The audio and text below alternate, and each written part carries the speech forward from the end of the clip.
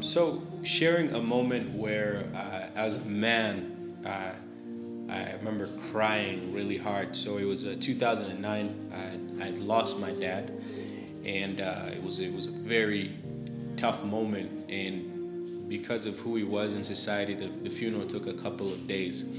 And I remember the last thing I ever heard my father say to me was, "Get me a newspaper." I was leaving the house going for church.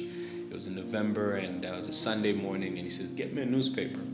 And so for the next couple of days we're at the funeral. I don't remember crying till from the hospital till the day of the funeral. And so one moment, and I thought, it was done. I felt like, okay, I can go back to work the following Monday.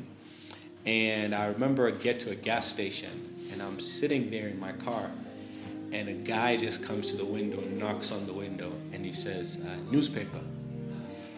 And just hearing those words, I just started crying, and I was literally shaking.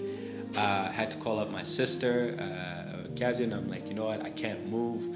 I need to get out of here, because I never understood. Like, I've heard of panic attacks, but that was like, I never understood. For me, I was like, how is this happening at this moment?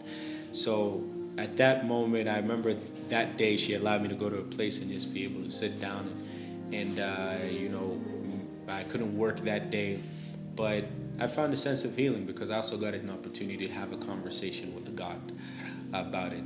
And that was one of the moments that I remember God speaking to me and said, "Listen, you didn't lose your father. I've always been your father, and every good thing that you saw in him was me loving you through him." And that brought healing to my heart. So that I'm knowing that you think, when you think that everything is okay, and then just catches you off guard, and all of a sudden it overwhelms you. It does happen to men. So I'm hoping that we'll be able to help a lot of men hearing that.